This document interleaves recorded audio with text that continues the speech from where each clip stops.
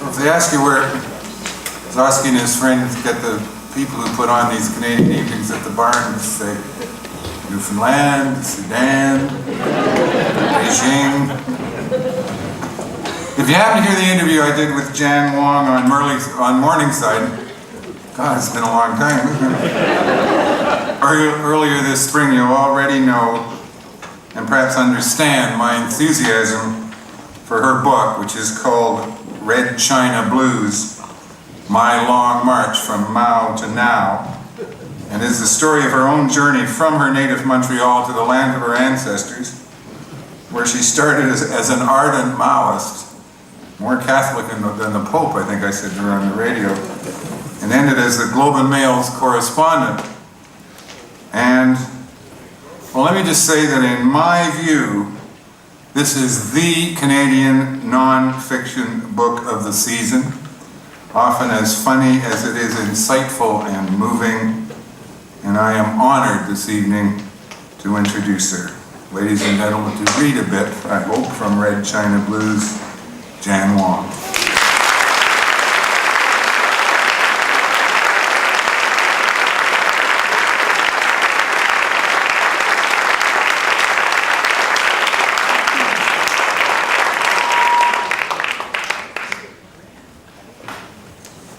Well, I think you're there. I can hear you. I can't see a thing. Thank you very much. Peter asked me to read the part on toilet training. So you don't blame me. Just to put this in a little context, these are my memoirs of my years in China. 6 years in the 1970s as a Maoist, and then 6 years in the late 80s and 90s as the Globe and Mail's correspondent. And this section is about 1990, and I'm about to have my first son.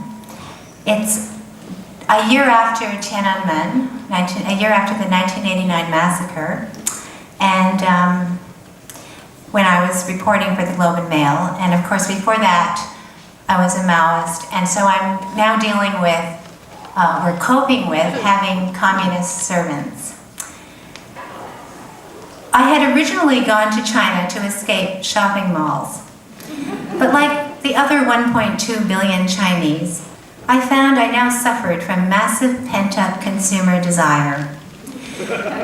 Living 1,000 miles from the closest Toys R Us made me nervous, a first-time mother. I had no idea what babies needed. So, on a home leave just before Ben's birth, I had cleverly bought everything. Orthodontically correct pacifiers, teething rings, formula bottles, powdered formula, a baby food processor, an electronic baby monitor, diaper safety pins, plain cloth diapers, 24 ducky printed flannel diapers with Velcro closers, a diaper changing bag, plastic outer pants, diaper detergent, disinfectant and softener, paper diaper liners, diaper rash cream, baby sunscreen, shampoo, oil, cream and wipes, Q-tips, infant Tylenol, 3 types of baby thermometers, 5 parenting books, and baby manicure scissors. Oh yes, and baby clothes and shoes, baby blankets, stuffed animals, baby books, a crib mobile, a crib bumper, baby back, and arm carriers, a portable crib, a high chair, a jolly jumper, 2 strollers, and a safety-tested car seat. Boy, are you ever insecure, my mother said, as she watched me trying to jam everything into my suitcase in Montreal. Back in Beijing, our nanny, Ma Naiying, watched me unpack. I thought foreign countries had disposable diapers, she said suspiciously. They did, I admitted, but I figured that with all my household help, I could be environmentally virtuous without having to wash a single diaper myself. Nanny Ma soon set me straight. These will get really stiff and uncomfortable and take hours to dry, she said, poking suspiciously at the very expensive ducky-printed Velcro closing cloth diapers I had just carried across the Pacific. Why don't you use disposable ones? It was a command, not a question. The problem was I could barely carry in the basic equipment, never mind thousands of disposable diapers. And China didn't make diapers, disposable or otherwise. At the Fancy Palace Hotel drugstore, imported Pampers sold for the equivalent of $1 a piece. At that rate, I calculated Ben would be going through $4,000 worth a year, US. As a compromise, Nanny Ma suggested we ba Ben.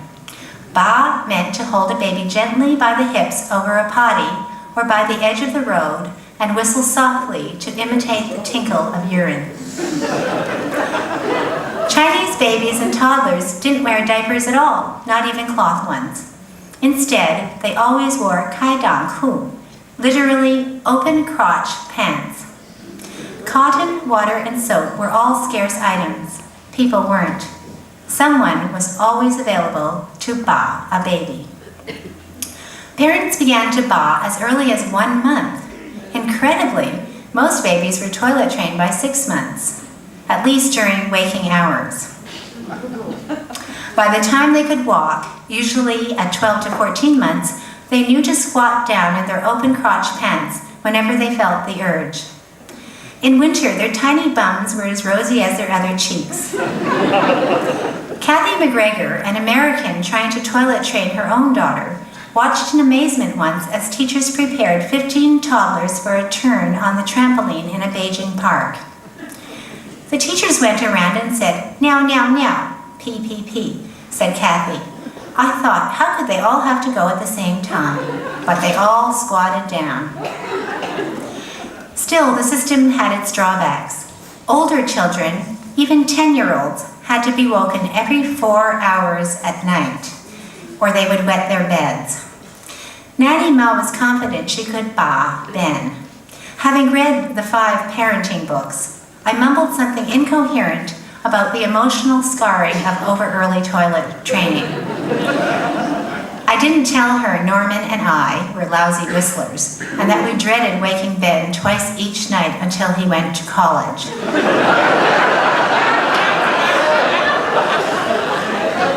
Notwithstanding my huge investment, it did occur to me that cloth diapers were silly.